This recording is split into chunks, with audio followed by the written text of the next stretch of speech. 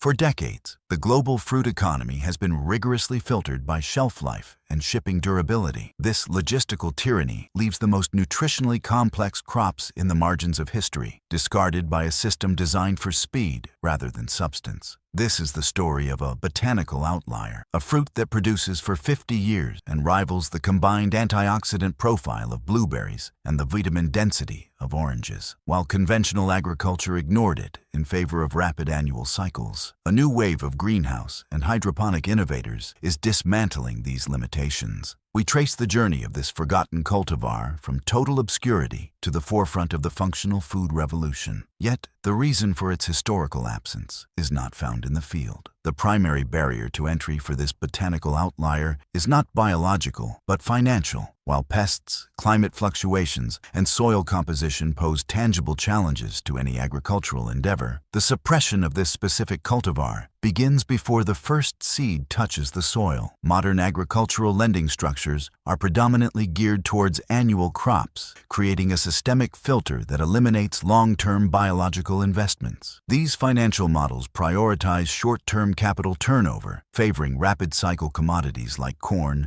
soy, or wheat. For these staples, the investment cycle is contained. Capital is deployed in the spring and returned with profit by the autumn harvest. For a commercial grower, the equation is dictated by the velocity of money. The faster a crop can be planted, harvested, and sold, the more favorable the terms of the loan. A crop requiring 3 to 5 years to fruit and 50 years to mature presents a catastrophic dead zone in cash flow that most commercial operations cannot survive. During this extended establishment phase, the grower must absorb continuous operational costs, irrigation, land taxes, labor, and fertilization without generating a single cent of revenue. This creates a valley of negative solvency that lasts longer than the patience of most modern financial institutions. The structural input constraint effectively censors the planting of long-lived, high-nutrient perennials because the lending instruments necessary to fund them simply do not exist in the conventional market. Banks and agricultural lenders operate on schedules that demand amortization and repayment to begin almost immediately, rendering a 5-year pre-production window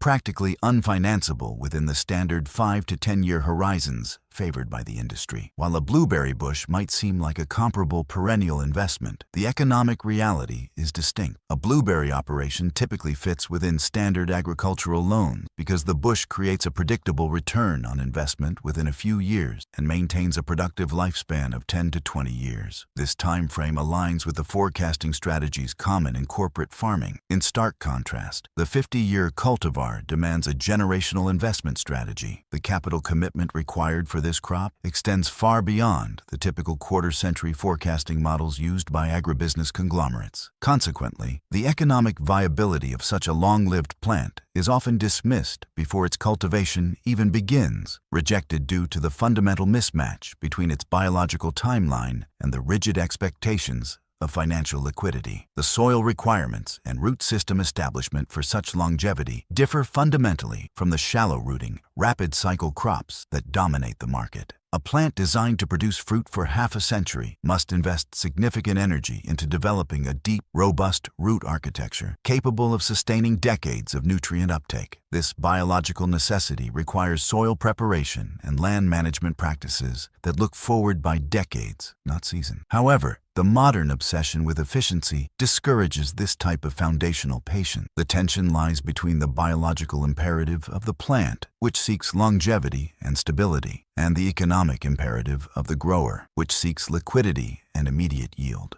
Consequently, the perfect fruit is often rejected not by the consumer, but by the spreadsheet. When a financial assessment prioritizes volume and speed over substance and stability, crops that offer superior nutritional profiles but require patience are systematically filtered out. This financial architecture explains why the most nutritionally dense foods often remain in the domain of hobbyists rather than supermarkets. A backyard gardener operates outside the constraints of interest rates and quarterly revenue targets, allowing them to plant for the next generation rather than the next audit. In the commercial sector, however, the inability to underwrite the upfront costs and extended waiting period associated with these trees sets the stage for a supply chain built entirely around speed relationships. The global food system is consequently structured to serve the schedule of the loan officer rather than the health of the consumer. ensuring that only the fastest crops survive the economic selection process. This focus on speed has inadvertently sidelined a biological anomaly that defies the standard rules of nutritional composition. In the rigorous taxonomy of commercial agriculture, a distinct biological trade-off typically governs the produce aisle. Evolution usually compels a species to specialize, enforcing a strict separation between vitamin C synthesis and anthocyanin density. Citrus fruits, exemplified by the global inventory of oranges, evolved to prioritize acerbity and high vitamin C levels, compounds that are metabolically essential for tissue repair, collagen synthesis, wound healing, and robust immune function. Conversely, berries adhered to a different evolutionary path, specializing in the production of complex phenolic compounds and prioritizing antioxidant capacity to protect cellular integrity from the damage caused by free radicals. This established nutritional dichotomy forces the modern consumer to navigate a fragmented landscape, necessitating a choice between the immune-boosting utility of citrus and the broad-spectrum cellular health advantages offered by berries. The 50-year crop, however, disrupts this binary classification by representing a rare phytochemical convergence. Analysis of this botanical anomaly reveals a profile that contains the vitamin C concentration of a citrus fruit alongside the antioxidant capacity of a high-grade blueberry. This dual functionality challenges withstand oxidation far better than standard commercial cultivars. While the exposed flesh of a standard commercial fruit may succumb to rapid enzymatic degradation, the phytochemical density of this cultivar acts as an internal preservation system, maintaining potency long after the fruit is detached from the branch. Yet, this density comes at a severe metabolic cost to the plant. Synthesizing such a concentrated load of nutrients requires a massive expenditure of energy, resources that standard annual crops typically divert into water storage and rapid sugar production. Consequently, the fruit exhibits a significantly lower water content and initially presents a more intense, astringent flavor profile, a sensory signal of high nutrient loads that the modern palate has been trained to reject. Modern agricultural breeding has systematically targeted this trait for elimination, favoring water-bloated varieties that increase harvest weight and therefore profit at the expense of nutritional density. For instance, a cup of sliced strawberries contains roughly 53 calories, 13 grams of carbohydrates, and 8 grams of total sugars, serving largely as a vessel for water. While they offer antioxidants, their diluted composition pales in comparison to the concentrated complexity of the 50-year crop. The 50-year crop functions effectively as a biological concentrate, delivering a spectrum of compounds in a singular organism that usually requires a diverse basket of produce to replicate. The rarity of such nutritional density suggests a potential efficiency for the human diet that modern monoculture has completely overlooked. By consuming a fruit that bridges the gap between the citrus and berry spectrums, the human metabolism engages with a multivitamin food source designed by nature rather than one assembled in a laboratory. The resolution to this nutritional puzzle is clear. Nature produced a chemically superior fruit, but the market failed to recognize it because it operated on a logic of volume rather than value. The industry's historical failure to capitalize on this convergence underscores a significant oversight in food system development, particularly within legacy agricultural models focused on short-term yields. This biological superiority makes its absence from global shelves even more confounding. The 50-year crop stands as a testament to what agriculture could be if the system prioritized the phytochemical complexity of the harvest over the simplicity of scale. Yet, the greatest threat to this fruit's commercial viability is not its flavor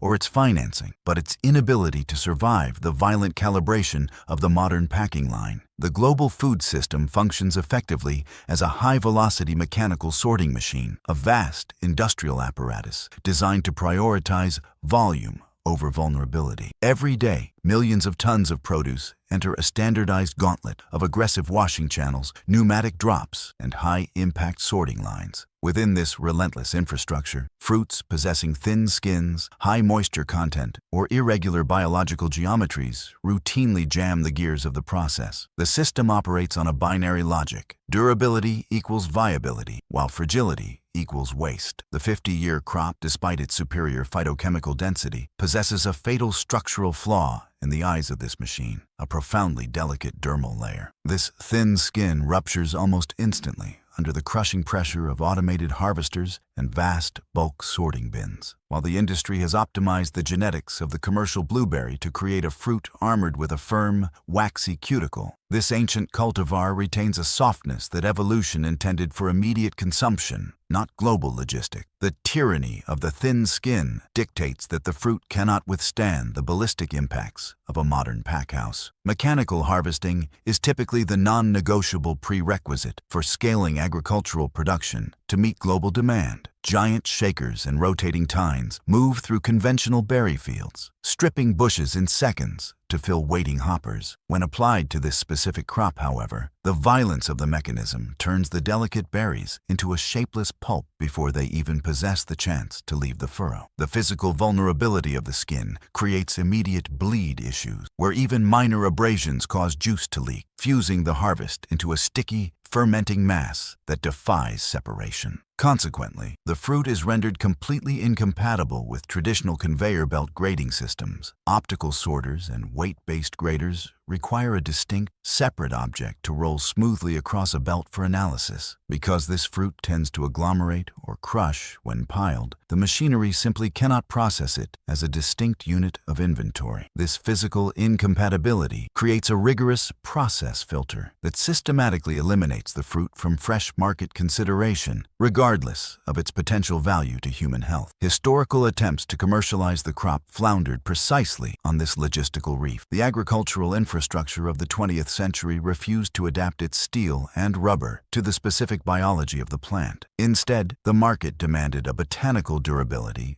akin to a brick, a resilience this cultivar simply does not possess. The industry operated on the assumption that the fruit must change to suit the machine, rather than the machine adapting to suit the fruit. This imperative drove the genetic modification of standard commercial berries, systematically hardening their exteriors to create a synthetic resilience that prioritized logistical survival over biological integrity. This intractable mismatch relegated the fruit to the processing sector for decades. In the world of jams, juices, and dehydrated powders, structural integrity is irrelevant. Here, the fruit is immediately crushed, boiled, or centrifuged, masking the fragility of the berry behind the viscosity of a puree or the stability of a concentrate. While this allowed the flavor to reach the market, it often destroyed the thermal-sensitive bioactives that made the crop unique. This operational limitation dictated a stark availability gap for the consumer. For the better part of a century, the only method to secure this fruit in its fresh, unadulterated form was to cultivate the 50-year bush on your own land. The inability to withstand the rigmarole of commercial harvesting, sorting, and transportation prevented its appearance in supermarkets, confining it to the domain of backyard enthusiasts and localized niche markets. However, the rigidity of this process filter is slowly eroding. Innovations in cultivation, specifically within organic farming and hydroponic systems, are beginning to offer alternatives to the brute force of field harvesting. This evolution is particularly pronounced entirely. The goal is to sidestep the tyranny of the thin skin by removing the conveyor belt from the equation, a shift that requires re-engineering the very concept of how a harvest moves from the plant to the plate. Yet, avoiding physical damage does not stop the biological clock that starts the instant the stem is cut. Once detached from the nutrient flow of the parent branch, the fruit immediately enters the cold chain, a rigid global network comprised of refrigerated shipping containers, massive distribution centers, and climate-controlled display cases. This infrastructure operates as the circulatory system of the modern food economy, designed to arrest the biological clock of perishables and bridge the temporal gap between harvest and consumption. However, the system relies on a specific set of physical and biological assumptions that this unique 50-year cultivar completely defies. The primary metric for viability within a globally traded fruit basket is the respiration rate. Biologically, a harvested fruit is still a living organism. It continues to breathe, consuming oxygen and burning its own stored sugars to release carbon dioxide and heat. For a commodity to survive the weeks-long logistics of international trade, the cold chain must successfully induce a state of physiological dormancy. The industry demands a metabolic pause that permits a lemon or a generic blueberry to sit in a warehouse for extended periods without significant degradation. The 50-year crop, however, defies this induced stasis by undergoing rapid senescence the moment the stem is severed. Its metabolic engine does not idle, it races. High respiration means the fruit consumes its stored energy quickly, depleting the very compounds that give it flavor and firmness. While standard refrigeration lowers the ambient temperature to slow this metabolic burn, it cannot fully halt the enzymatic breakdown that softens the cellular walls. The berry's internal chemistry is volatile, prioritizing immediate seed dispersal over long-term storage, a trait that makes it a nutritional powerhouse but a logistical nightmare. A further complication arises from the fruit's inherent sensitivity to ethylene, a naturally occurring hydrocarbon gas that functions as the aging hormone of the plant kingdom. In the confined atmosphere of a shipping container, even trace amounts of ethylene can trigger a cascade of ripening that accelerates spoilage. While thick-skinned fruits like bananas are harvested green and artificially ripened with ethylene at the destination, the 50-year crop responds to the gas by effectively self-destructing. It bypasses the commercially useful stage of ripening and proceeds directly to decomposition, turning into a fermenting mash within days rather than weeks. To survive the logistical journey from a farm in the Pacific Northwest to a supermarket shelf in Europe, a fruit must effectively enter suspended animation. The standard reefer unit, a refrigerated intermodal container, utilizes controlled atmosphere technology to reduce oxygen levels and spike carbon dioxide, putting the cargo into a chemically induced sleep. Yet, this specific cultivar refuses to suspend. It continues to metabolize and oxidize, fighting the atmospheric suppression until its reserves are exhausted. By the time a vessel completes a 2-week ocean voyage, the fruit has likely succumbed to fungal pathogens or collapsed under its own metabolic weight. The global logistical infrastructure is engineered for the resilience of a Granny Smith apple, a botanical tank capable of surviving months of hypoxic storage. It was never designed to accommodate the volatility of a high antioxidant superfruit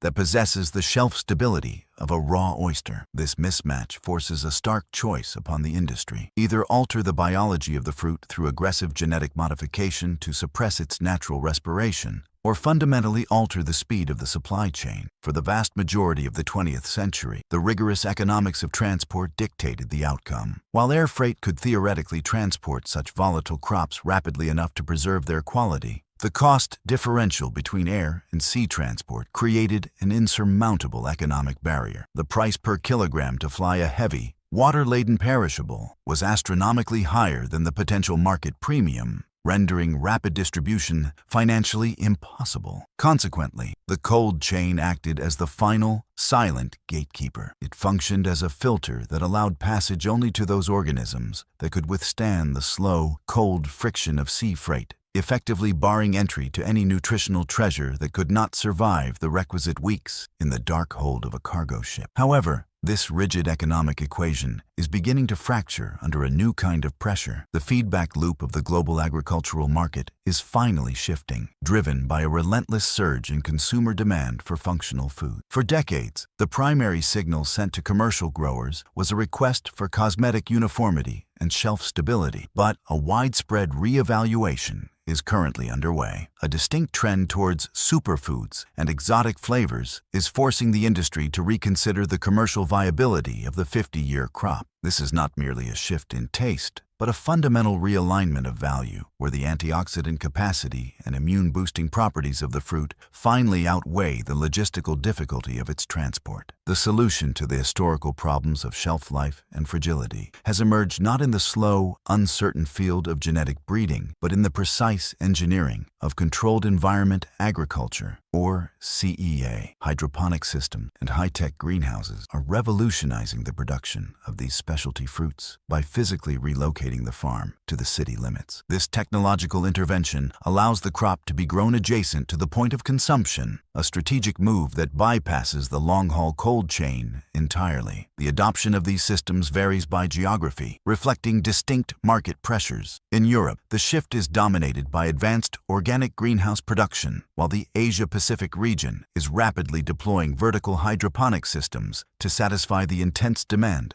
of dense urban centers. By establishing production facilities within these hubs, growers effectively delete the requirement for a 2-week ocean voyage. The result is a profound decentralization of fruit production, dismantling the traditional reliance on global logistics that previously filtered this delicate cultivar out of the system. Inside these facilities, the biological constraints of the plant are systematically overridden by data-driven management. The precise control offered by CEA Technologies allows growers to manipulate environmental factors with the accuracy of a laboratory technician. By tuning the light spectrum to specific wavelengths and optimizing nutrient delivery through drip irrigation substrate, operators can accelerate the 50-year maturation curve. This capability to shorten the time to harvest is a critical economic breakthrough, enabling perennial crops to reach fruit-bearing stages significantly faster than they would in a traditional open field setting. What was once a generational wait for the first harvest is compressed into a commercially viable time frame, making the asset attractive to modern investment portfolios that demand faster liquidity. This shift in infrastructure fundamentally alters the physical requirements of the fruit itself. When the distance between the stem and the mouth is reduced from thousands of miles to mere kilometers, the tyranny of the thin skin evaporates. The decentralization of production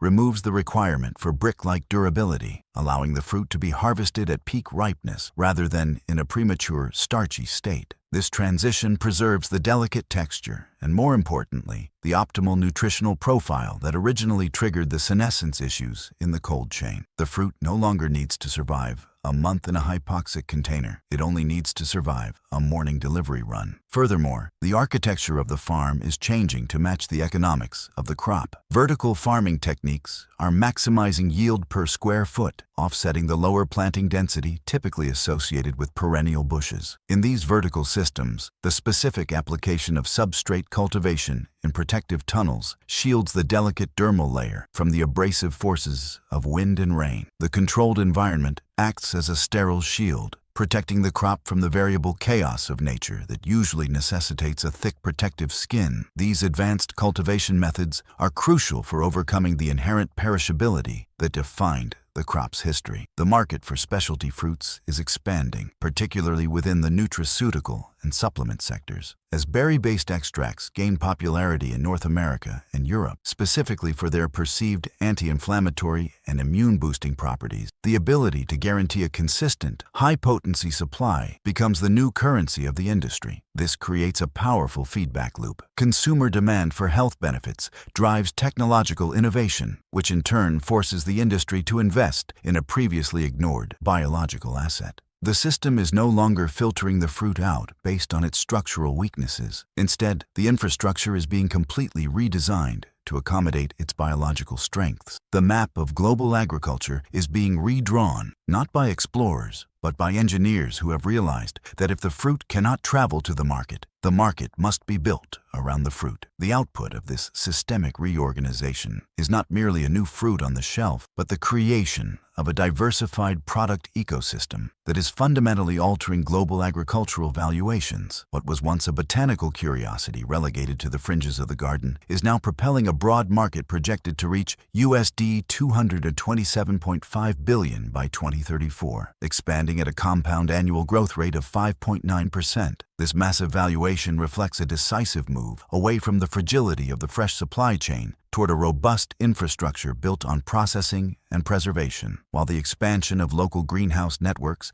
has successfully introduced fresh inventory to high-end grocers, the vast majority of the 50-year crop bypasses the produce aisle entirely to capture the premium frozen and extract markets. The mechanics of this transition are driven by strict utility. In 2024, frozen fruits already commanded a dominant 32.4% market share, a figure that continues to rise as consumers prioritize shelf stability and convenience over the fleeting nature of fresh perishable. For the 50-year cultivar, this sector acts as a sanctuary. Here, the tyranny of the thin skin is rendered obsolete. Immediately after harvest, the berries enter cryogenic tunnels where flash freezing technologies drop the temperature with such rapidity that large ice crystals do not have time to form and rupture the cellular walls. This process preserves 98% of the antioxidant profile, effectively locking the phytochemical potency in a state of suspended animation. The consumer effectively receives the nutritional equivalent of a fruit harvested 5 minutes ago, despite the package having traveled thousands of miles across international borders. Simultaneously, the market is witnessing a sharp divergence between aesthetic perfection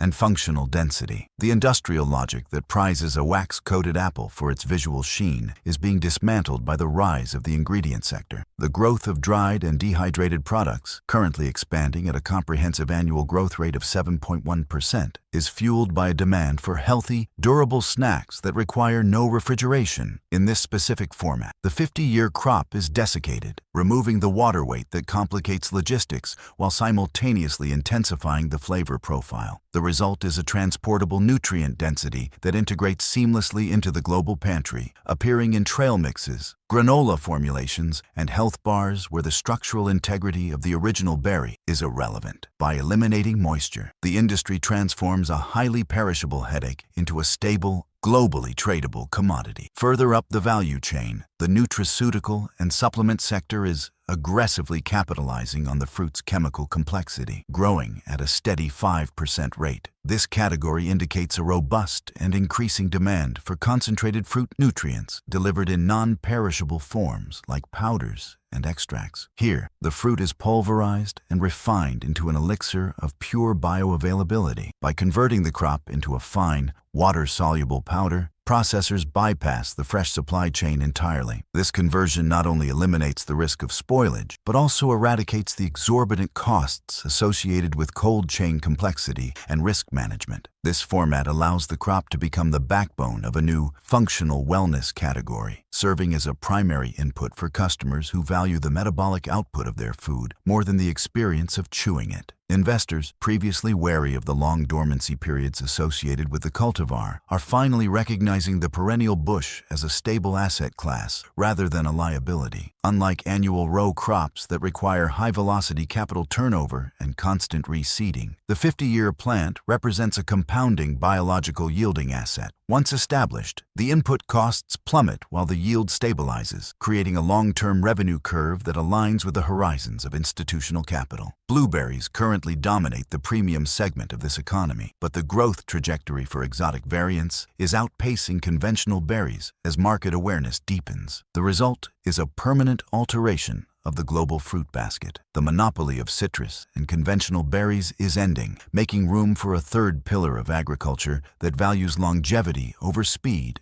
and potency over appearance. This realignment effectively closes the chapter on purely logistical farming. The emergence of this 50-year crop signals the definitive end of the shelf life era and the beginning of the nutrient density era. It forces a critical re-examination of what defines viable agriculture, proving that with meticulous technological intervention, even the most delicate biological treasures can be scaled to global proportions. The future of food is no longer defined by what grows the fastest, but by what sustains the human metabolism the longest. If you enjoyed this video, don't forget to like, share, and subscribe to the channel. What surprised you the most today? What journey do you want to explore next?